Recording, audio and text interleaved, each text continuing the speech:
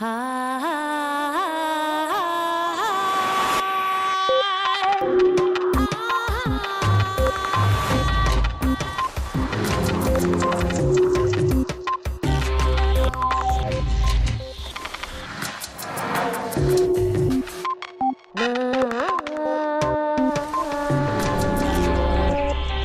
regeneración cerebral es complicada. Las células no solo tienen que sobrevivir, también deben conectarse con el resto del cerebro. Sebastián Seung. El neurocientífico Sebastián Seung afronta un reto titánico: desentrañar el patrón de conexiones que hay entre los 100.000 millones de neuronas de nuestro cerebro. Es el llamado conectoma humano, y en él podrían residir aspectos de nuestra mente que todavía no logramos comprender, tales como el lugar donde residen los recuerdos.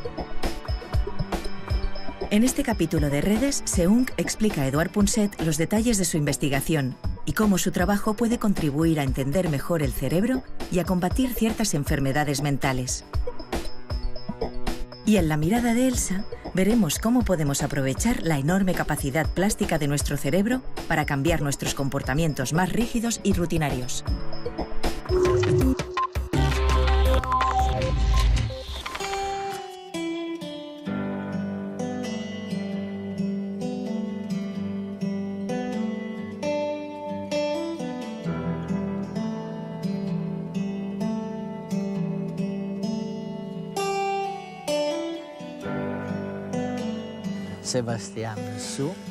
Sebastián Seung.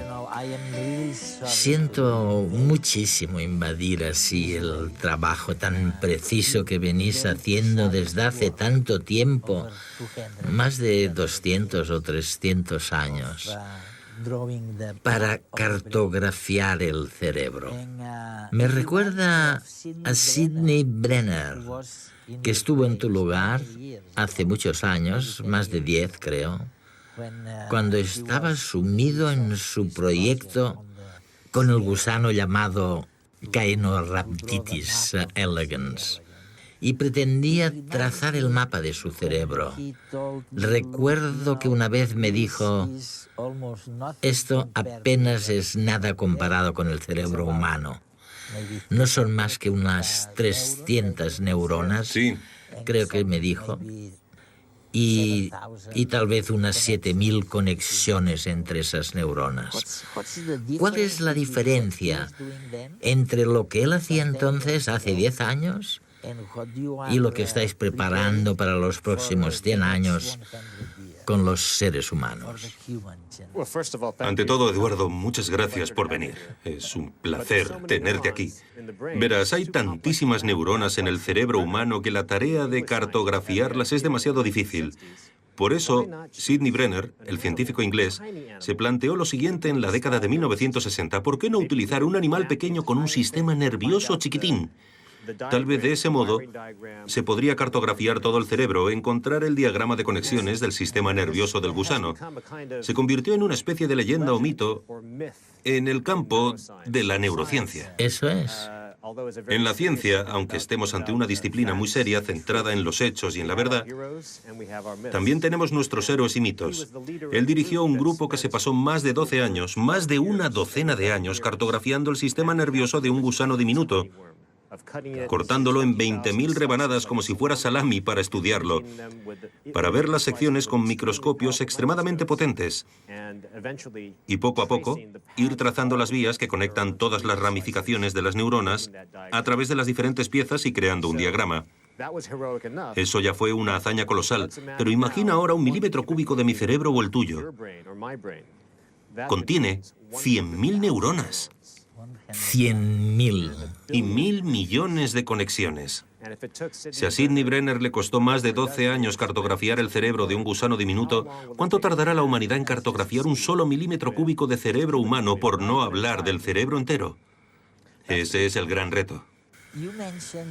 Me acuerdo de Santiago Ramón y Cajal, que también has mencionado. Corrígeme si me equivoco. Copió la tinción de Golgi. Sí, es correcto. Eso he oído. Y gracias a ese método de tinción, estudió el cerebro y afirmó que debía producirse cierta transmisión de electricidad entre una neurona y otra, un intercambio de información. ¿Qué novedades ha habido desde la época de Ramón y Cajal sobre esa transmisión de informaciones? Cajal fue un gran hombre con una historia fabulosa.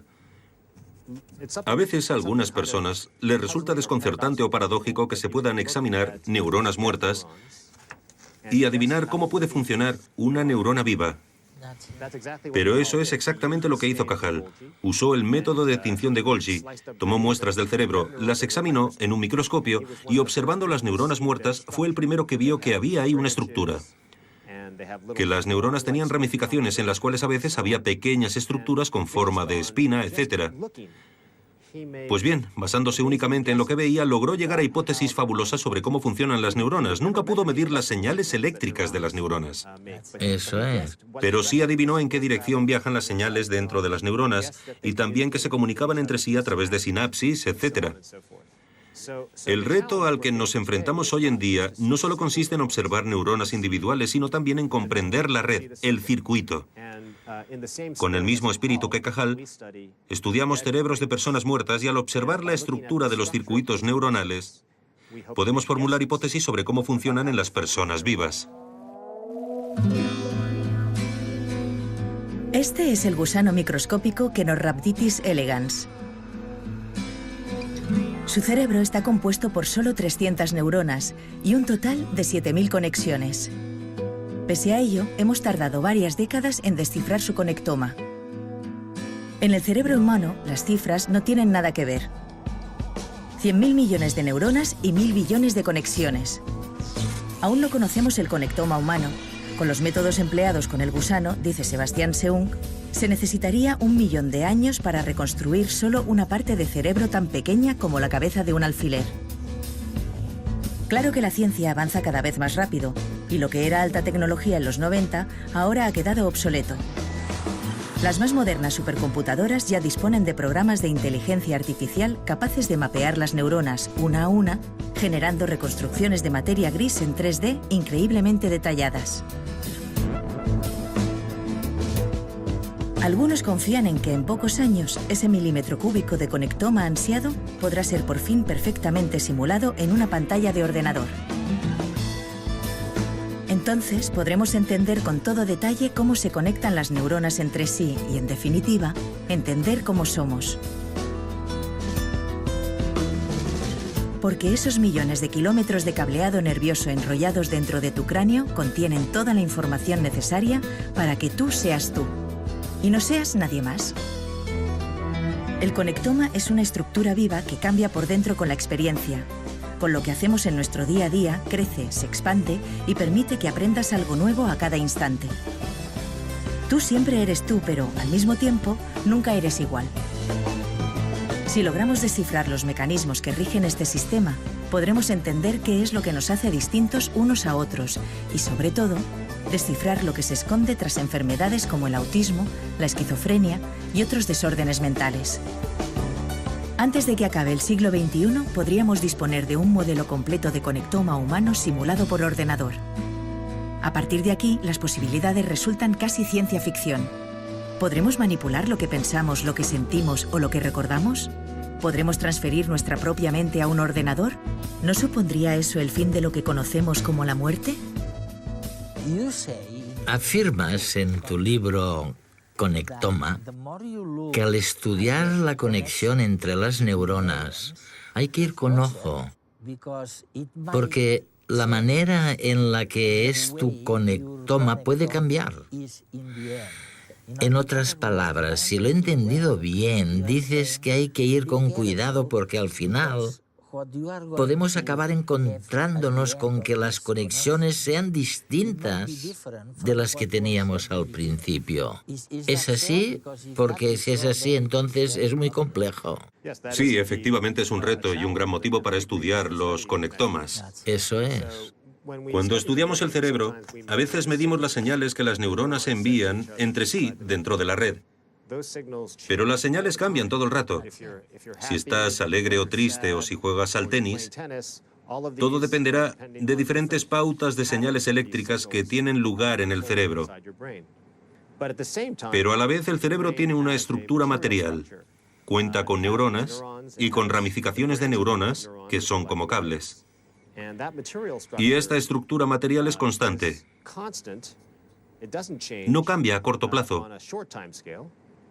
aunque a largo plazo sí que puede verse modificada. Sí que cambia. Se trata de una característica muy interesante del cerebro, puesto que creemos que los circuitos o las conexiones entre neuronas cambian con el tiempo, a diferencia de un aparato electrónico. En una radio, los cables se quedarán igual y las conexiones tampoco cambiarán. Sin embargo, el cerebro es una red que se modifica a sí misma. Pero he aquí el reto. Queremos entender qué es lo que cambia en el cerebro al aprender algo nuevo. Sebastián, hay una pregunta que me fascina. Probablemente entronca con el tradicional debate entre los que creen que todo es lo que es y los que están convencidos de que hay algo más. Pero cuando hablamos del conectoma, de mi conectoma, ¿hay realmente algo más? ¿O somos solo lo que somos?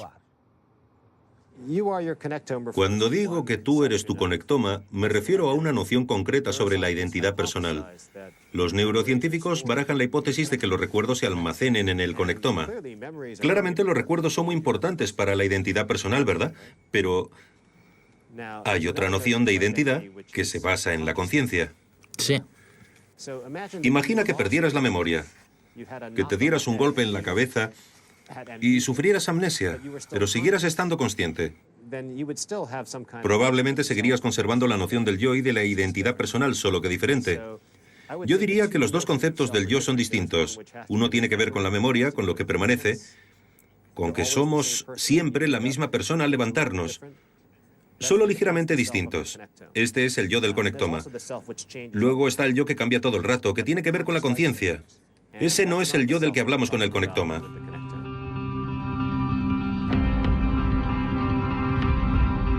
Me comenta Sebastián Sung que entre los neurocientíficos se baraja la hipótesis de que los recuerdos se almacenan en el patrón de conexiones del cerebro. Es curioso. Si esto fuera así, y si pudiéramos trazar el mapa de nuestro conectoma, descubriríamos dónde se ubican nuestros recuerdos y a lo mejor seríamos capaces de leerlos. Nuestra identidad quedaría al descubierto. Pero es más, no resultaría imposible descargar en un ordenador toda esta información para simular luego la mente de uno mismo. Por el momento, aún estamos lejos, muy lejos de alcanzar este hito. Los muchos años que invirtió Sidney Brenner en entender las conexiones del insignificante cerebro del gusano elegans son una muestra del largo camino que tenemos por delante. Pero el camino ya está bastante trazado.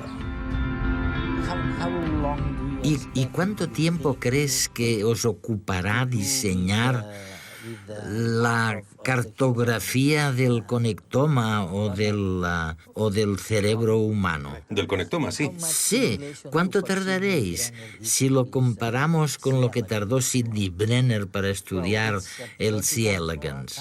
¿Varias veces más? ¿5 más? Mucho más. Recuerda que incluso 1 milímetro cúbico tiene 100.000 neuronas y 1.000 millones de conexiones, mientras que el gusano solo tenía 7.000. Y el cerebro humano tiene 1 millón de milímetros cúbicos. Sí. Por tanto, se trata de una brecha enorme y todo depende realmente de lo lejos que lleguemos con la tecnología de la información. Es un problema, ya que la manera que tenemos de descubrir el conectoma es tomando imágenes a muy alta resolución, analizándolas y localizando las neuronas, las conexiones. Pero hay tantas imágenes que nos sobrepasan. Cajal observó las neuronas a simple vista, pero nosotros contamos con tantísimas imágenes que necesitamos la ayuda de los ordenadores. Es la única manera de descubrir el conectoma humano completo, y los avances futuros dependen claramente de los ordenadores y de la inteligencia artificial. Quiero recalcar que no es necesario descubrir el conectoma humano completo para aprender muchísimo sobre cómo funciona el cerebro. Aunque solo logremos cartografiar un número pequeño de conexiones, de pequeños circuitos, y solo lo hagamos con un pedacito del cerebro del ratón o un pedacito del cerebro humano, eso nos permitirá aprender muchísimas cosas sobre cómo funciona todo. Podremos intentar analizar recuerdos y también averiguar algunas de las causas de los trastornos mentales. Es verdad, sin duda. ¿Sabes? Esto me recuerda que también he hablado con algunos científicos que han dedicado años de su vida y de su investigación a intentar descubrir qué fue realmente lo que nos permitió pasar de organismos sencillos, como decirlo, organismos unicelulares, a organismos complejos, pluricelulares, como nosotros. No se ha encontrado un descubrimiento biológico sustancial que explique el salto de uno a otro. ¿Pasa algo parecido con el cerebro? Mira, aquí hay dos cosas que quisiera comentar. Por un lado, a veces mis amigos me preguntan ¿por qué hay tanto interés en la neurociencia? Yo diría que es porque la neurociencia aúna las dos motivaciones que llevan a la gente a estudiar ciencia. La primera es la curiosidad. Hay muchas cosas como la conciencia y la memoria que despiertan la curiosidad de todo el mundo. Pero el segundo motivo radica en los beneficios prácticos. Muchos padecen trastornos mentales. Y la promesa de la neurociencia es que cuanto más entendamos el cerebro, mejores tratamientos tendremos para las enfermedades mentales. Así que se junta la parte más práctica con la derivada de una curiosidad fundamental.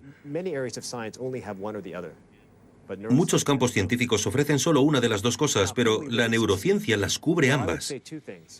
Dicho esto, ¿lo lograremos? Bueno, de nuevo tengo dos cosas que decir aquí. La primera es que el público general a menudo sobreestima lo lejos a lo que han llegado los neurocientíficos. Cuando me preguntan cómo funciona el cerebro y les digo, sabemos esto y aquello, muchas veces se sienten desencantados. Lo veo en sus ojos. ¿Cómo es posible que este tipo sea profesor de neurociencia si es incapaz de responder ni a una pregunta? A menudo se decepcionan porque sabemos mucho menos de lo que cree la gente. Es lo primero que quería decir, aunque suene un poco pesimista. Y es que es comprensible, el cerebro es muy complicado, no se puede esperar un éxito inmediato.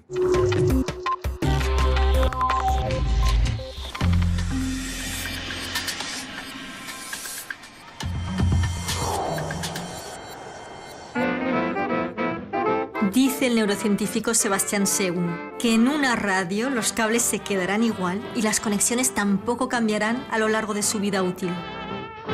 Sin embargo, el cerebro es una red que se modifica a sí misma. Esta característica extraordinaria del cerebro es lo que llamamos plasticidad cerebral. Pero aquí está el reto. Queremos entender qué es lo que cambia en el cerebro al aprender algo nuevo y cómo podemos potenciar esta habilidad. Estamos programados para cambiar. Sin embargo, no siempre lo hacemos y solemos elegir comportamientos rígidos y rutinarios. ¿Por qué? Es por la paradoja de la plasticidad. Vamos a verlo. Imagina que tu cerebro es una montaña. Hay elementos de esa montaña que te vienen dados, como la pendiente, las rocas, la consistencia de la nieve. Esos serían nuestros genes y nacemos con ellos. Ahora imagina que coges un trineo y bajas por esa montaña. La primera vez que lo hagas, elegirás el camino más fácil en función de las características de la cima y de cómo conduces tu trineo. Si bajas muchas veces, crearás algunos senderos y a partir de entonces te costará salir de ellos. Por tanto, necesitas hacer un esfuerzo deliberado para crear nuevos caminos. Esta es la forma en la que funciona nuestro cerebro. Fomentamos comportamientos rígidos y automáticos y cuando no usamos determinadas funciones cerebrales, estas empiezan a degradarse.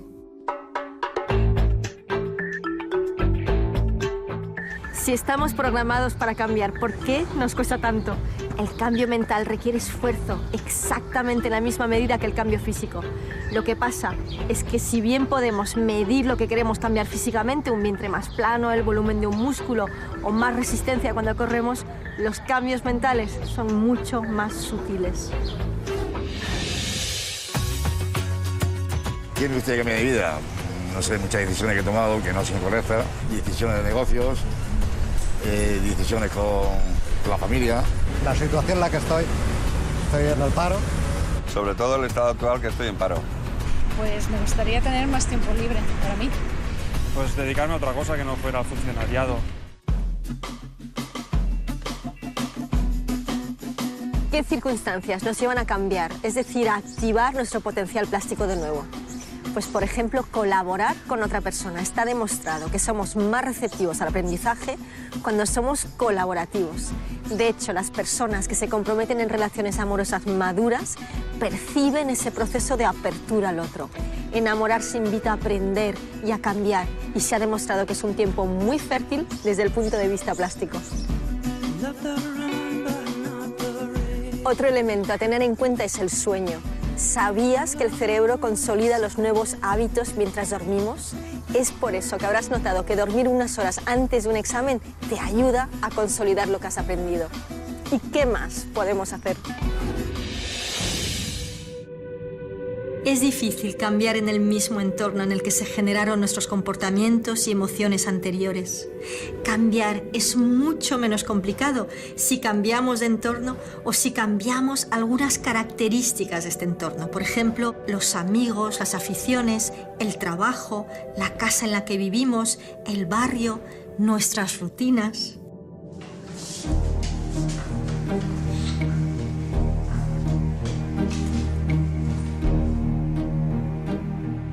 Tenía una vida normal, trabajaba en una entidad bancaria, tenía una casa, una hipoteca, iba al gimnasio, salía los fines de semana y poco a poco me di cuenta pues, de que no era feliz con mi vida.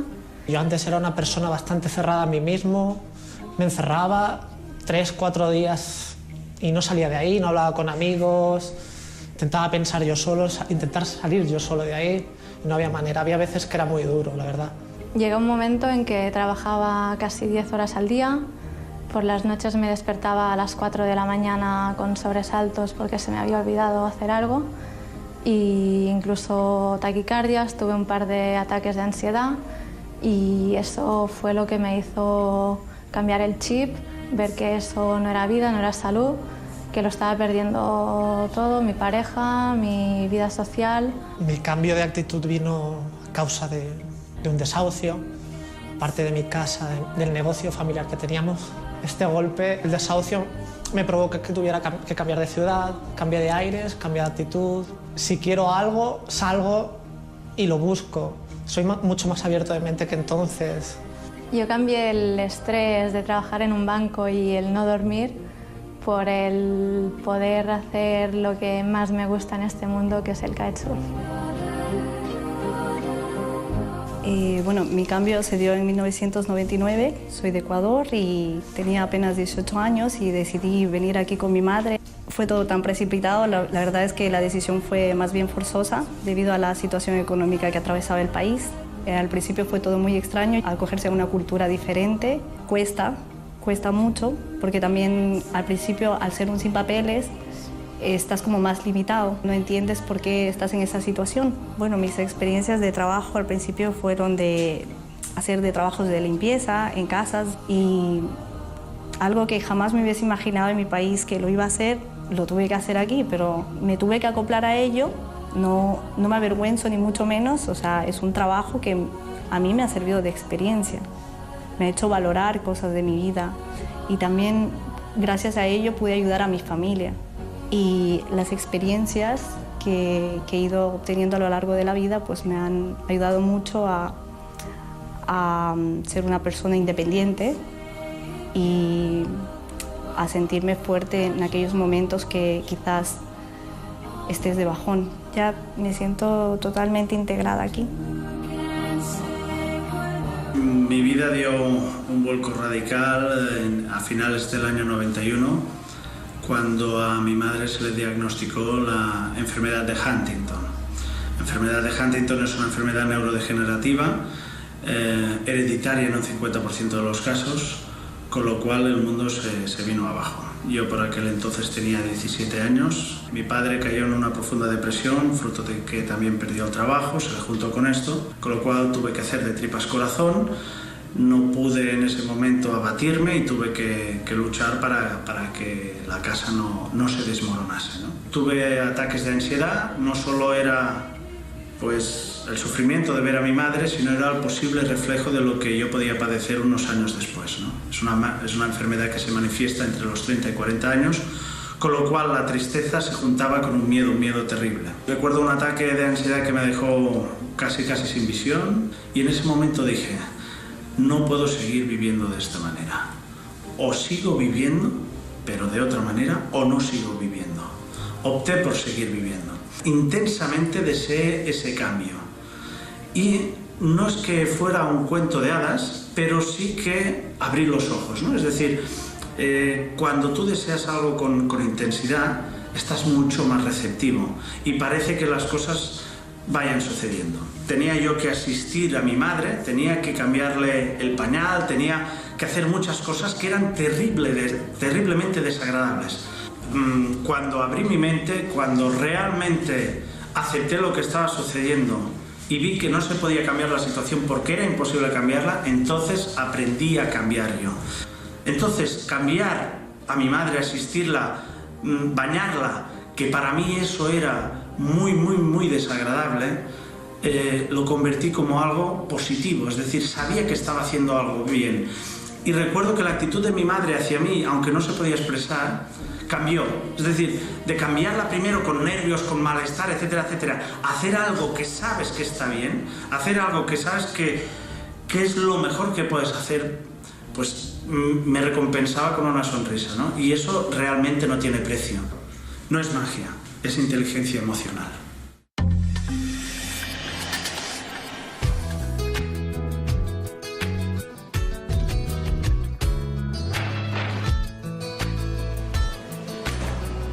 Tengo una pregunta.